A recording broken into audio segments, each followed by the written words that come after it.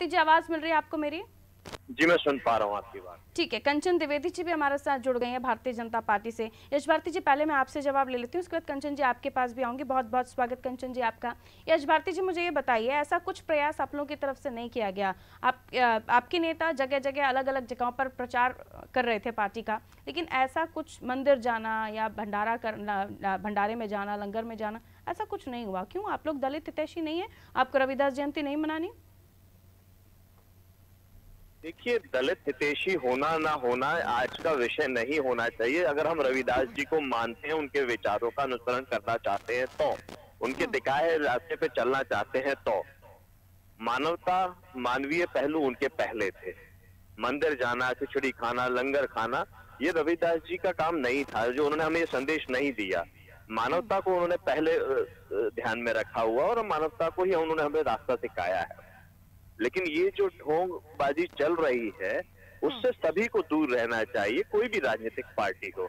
अगर किसी महापुरुष को हम मानते हैं तो हम उनके दिखाए हुए रास्ते पे चले तो वो बेहतर है। और रविदास जी ने सभी को, उस वर्ग को विशेष तौर पे जो अमानवीय पहलू से देखा जाता था, उसको लोगों के बीच में जोड़ने का काम किया। तो अगर हम उस लोगों को जोड़ें जो लोग मुख्य धारा से छूट गए हैं, उनको मुख्य धारा में लाने के लिए हम क्या कर सकते हैं, वो काम होने चाहिए। भारतीय जनता पार्टी की सरकार ने उस बड़े वर्ग को मुख्य धारा से में लाने के लिए सारे रास्ते बंद किए हैं। जैसे आरक्षण व्यवस्था, उसको खत्म करने का काम किया, निजीकरण हावी किया, जिससे जो शोषित वंचित पिछड़े लोग हैं, जो रविदास जी को मानने वाले लोग हैं, वो मुख्य धारा में आ ना पाए। और इस तरीके की ढोंग भारतीय जनता पार्टी की सरकार कर रही है कि जैसे रविदास जी को बहुत बड़े पैमाने पे मानते हो, उनके विचारों को बहुत मानते हो और उनके दिखाए हुए रास्ते पे चलना चाहते हो। ये केवल ऐसे दिखावा करते हैं। मध्य प्रदेश में जब सिंहस्थ का मेला लगा था, सिंहस्थ का कुंभ हुआ था, कुंभ मेले में अमित शाह उस समय भारतीय जनता पार्टी के राष्ट्रीय अध्यक्ष हुआ करते थे। उन्होंने साधुओं में भी दलित जोड़ लिए और दलित साधुओं के साथ में स्नान करूंगा, ये प्रचारित हुआ। जब ये बात निकली कि दलित साधुओं के साथ वो स्नान करेंगे कुंभ मेले पे, तो मूल साधुओं ने उनका विरोध किया और वो स्नान निरस्त कर दिया गया।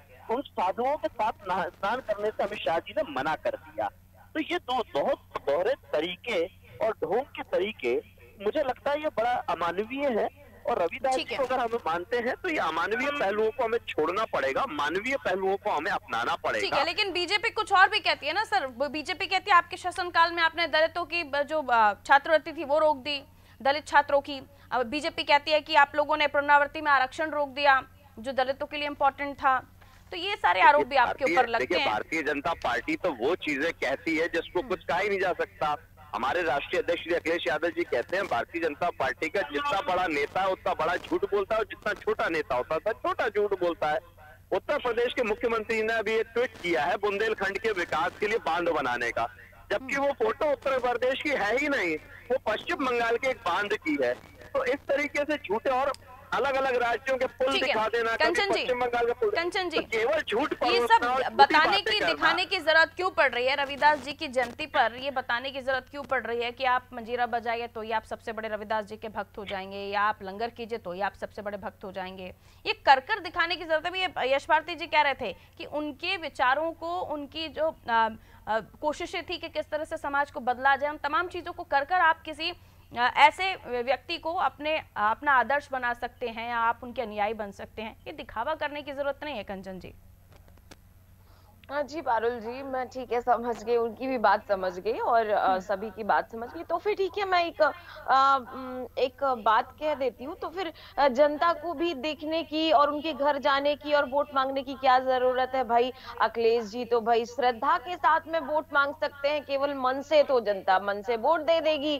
ऐसे ही ना, बिल्कुल सेम बात है कि भाई मजीरा बजाने की क्या जरूरत है, मंदिर जाने की क्या जरूरत है? तो फिर ऐसे ही बैठ करके जैसे ट्वीट करते रहते हैं, ट्वीट करिए। एक ऐसे व्यक्ति, एक ऐसे आप वोटर्स की बात कर रही हैं और दूसरा हम एक ऐसे नाम की बात करें, एक ऐसी शख्सियत की नाम करें जो हमारे बीच नहीं है लेकिन उनके लाखों अनुयायी इस देश दुनिया में हैं।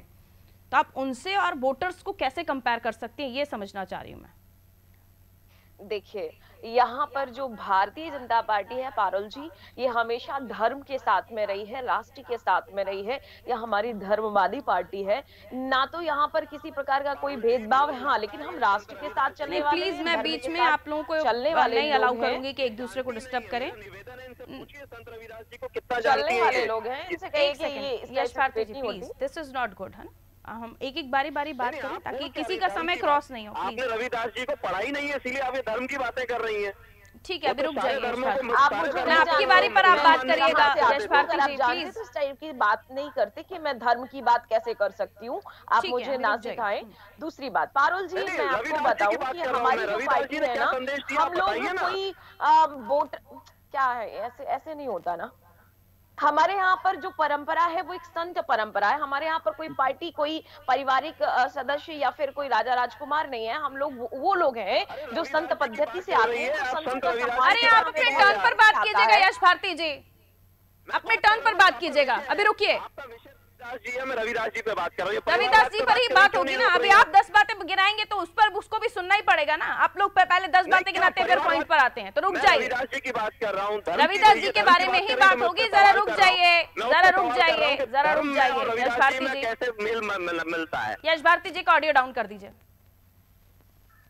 धन्यवाद।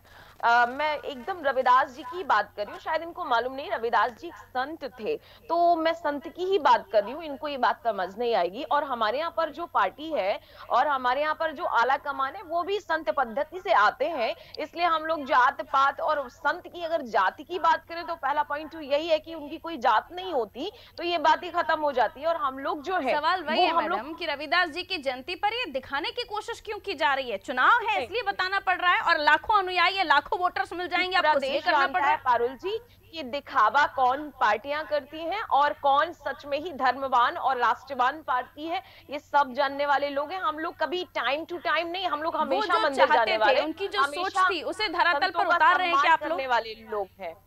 वो जो चलाते थे उनकी जो सोच थी उसे धरातल पर उतारने का काम कर रहे हैं क्या आप लोग?